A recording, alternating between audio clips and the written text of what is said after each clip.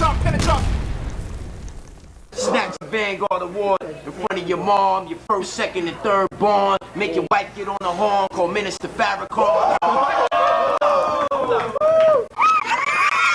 Wait, I thought this was supposed to be about LL Cool J's song 4321. How did we get here? Let's start at the beginning. 4321 is one of the most legendary cypher style records in hip hop, where you have an elite group of MCs spitting at their best, and at the end of the record, you're arguing with your homies about who had the best verse. In this video, we are gonna go over the history of this hip hop classic and how the song led to one of the most famous rap battles in history with one of the best diss songs ever. The song featured Method Man, Redman, DMX, Canibus, and LL Cool J, and was on LL Cool J's 7th album, Phenomenon, released in 1997. At this point in LL's career, he had experienced more mainstream success than ever, with his Mr. Smith album having songs like Hey Lover featuring Boyz II Men, Doing It and Doing It and Doing It Well, and Loungin' featuring Total. But LL was still keeping his street in real hip hop with songs like I Shot Ya, especially the remix with Keith Murray,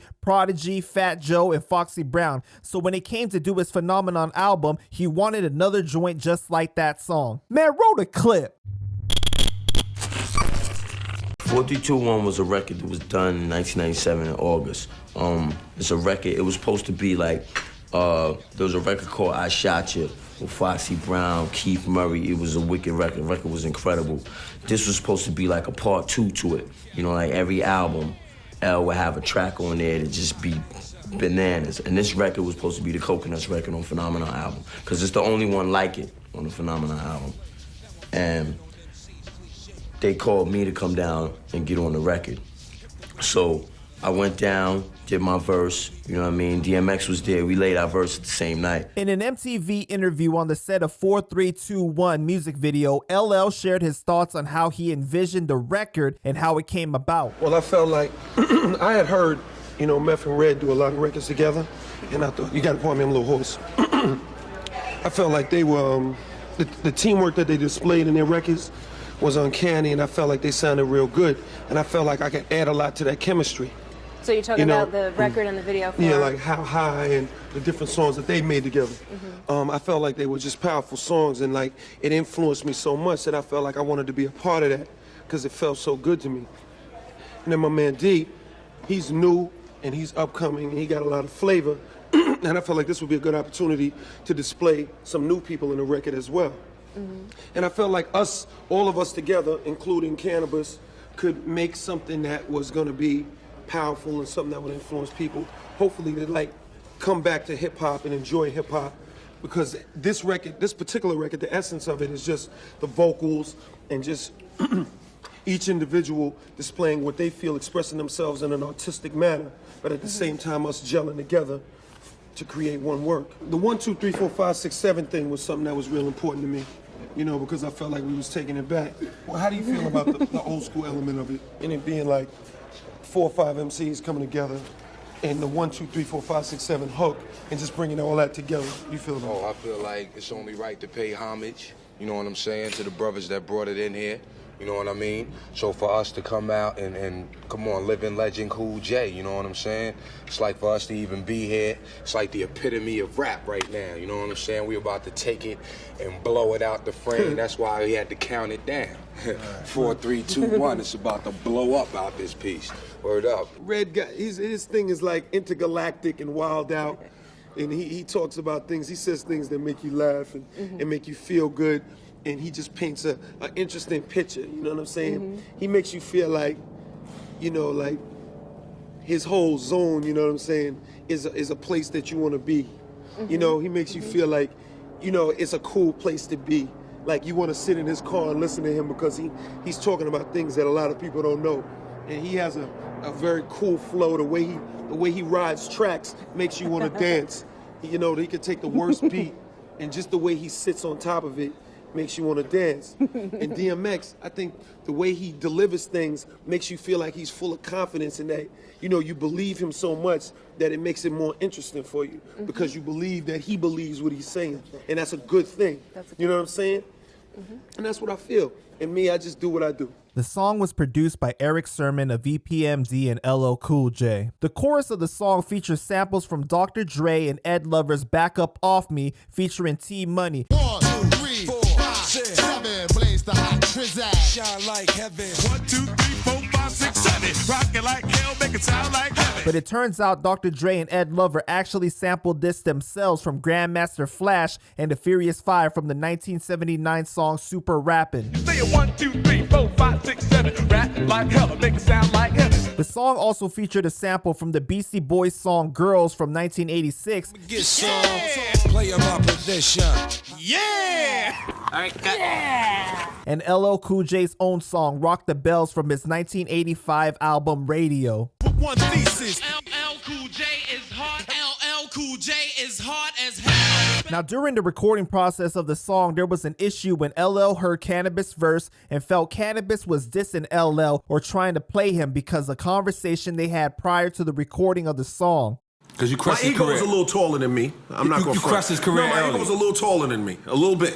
So, he walked up and he was like, "Yo, L, yo, your tattoo, man, I like your tattoo. I'm gonna get one like that." I said, "Nah, homie, you gotta get your own." I didn't understand that, like mentally, like I just didn't understand that. Nah, man, you gotta get your own joint. Like I didn't really, I just didn't understand it. Like it was no disrespect. I was like, "Nah, you got your own." Like, "Nah, I'm get one like that." And then after we had that conversation, when I went in and heard his bars, he said, "Is that a mic on your arm? Let me bar that." And I just was like, I just did not understand.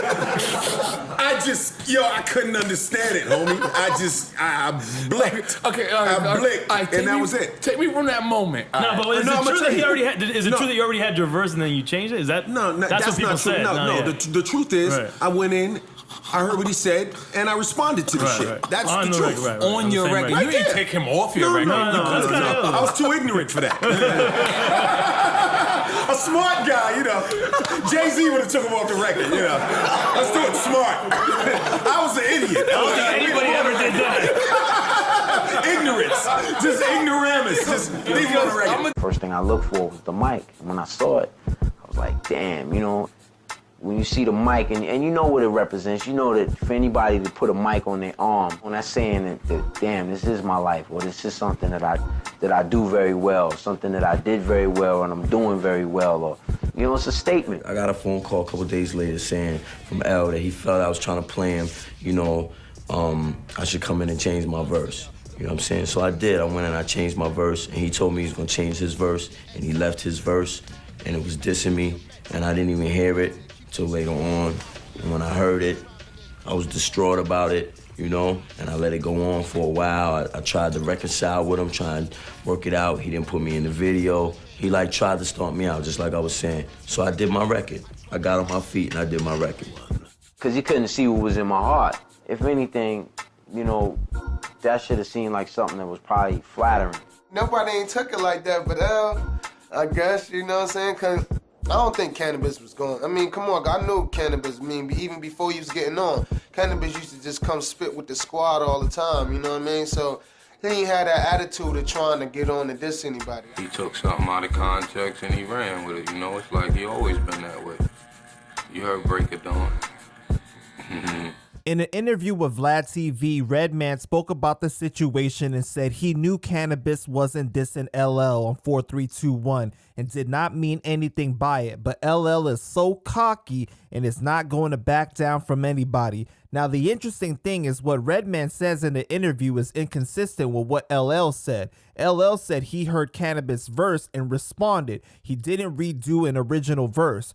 Redman is saying that LL went back in and aired everything out, alluding to the fact that he already had another verse. In regards to the music video, you can see everyone is huddled together, but Canibus is not there. Even when you see Canibus part of the music video, the vibe is entirely different than that whole abandoned building they were in. Canibus was on My Expert Opinion with Math Hoffa, and he said he wasn't invited to the original video shoot and had to film his part separately after the execs argued about it and didn't even want to pay for his flight. Canibus also said he asked LL if he would feel a certain way if he got the microphone tattoo like LL, and he said, nah, as long as you rep it, it's all good. In a taped phone conversation between LL and Canibus, LL said that he wanted Canibus in the music video and it was actually Def Jam's fault. For the record, yo, I wanted you in the video, B. Yeah. That's another thing, and that, you know, that kind of is nasty. Chris Lighty and them, and Def Jam and them, shoved Master P down my throat. You dig what I'm saying? Right. DMX is on Def Jam. Right. So that's why you caught it. That's why they didn't put you down. During this phone conversation, Canibus is explaining to LL people have the original copy of the song and they're playing it for people, and Canibus was feeling the pressure because he's a young artist in the game and his reputation means a lot right now. LL gets upset and is going off on Trackmasters and blaming Chris Lighty for this. See, this is what you get. This is what happens when you got player-hating niggas like Polk and the Trackmasters running around giving out tapes of shit before it's done.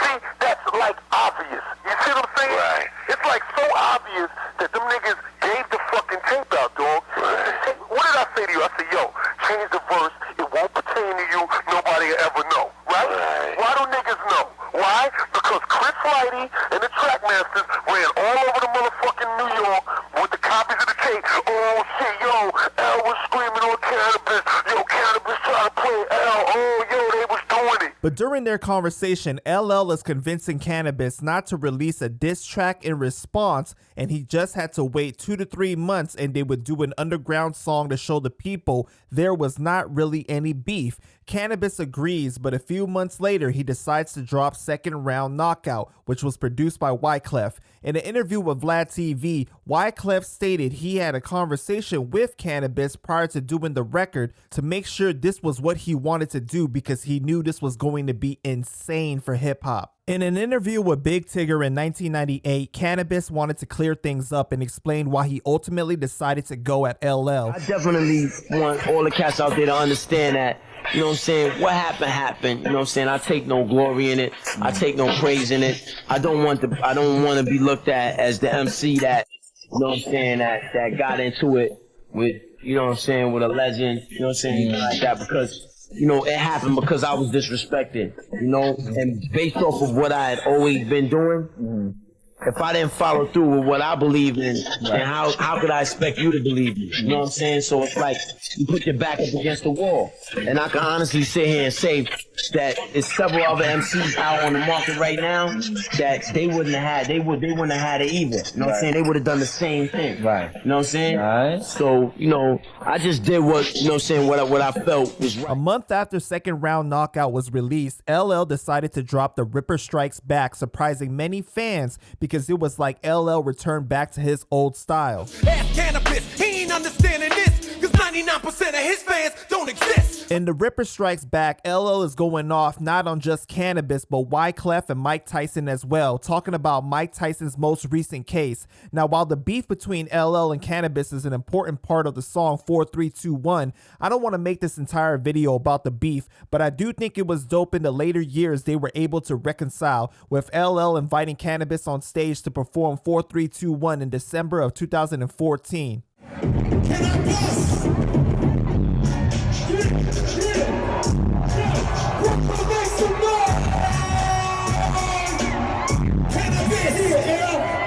LL Cool J.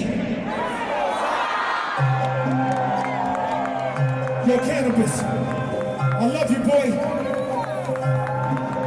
know what I mean? Yo, your career's starting again, baby. Also, LL appeared on $1 Million Worth of Game and admitted the situation was more of his fault because he couldn't see that Canibus was just trying to show love, but LL wasn't there mentally to receive it at the time. You know, with him, I think that was really more my fault, you know. I think that was a little bit more my fault because I could have addressed him a little differently, you know. He wanted to, he wanted to get a tattoo like mine. I could have said, good luck with that, you know what I mean? But I didn't understand that path at that time. I wasn't there yet mentally. Right. So I'm like, the fuck you mean you want to get something like me? Like, you know what I mean? Like, that shit sounded crazy to me at that time. Yeah. You know what I mean? Like, I did not understand that. Like, my brain was not developed. Yeah. You know what I mean? Like, I wasn't developed like that. Like, hey, you imagine a dude telling you, yo, I want to get a tattoo just like you, and you like kind of like a little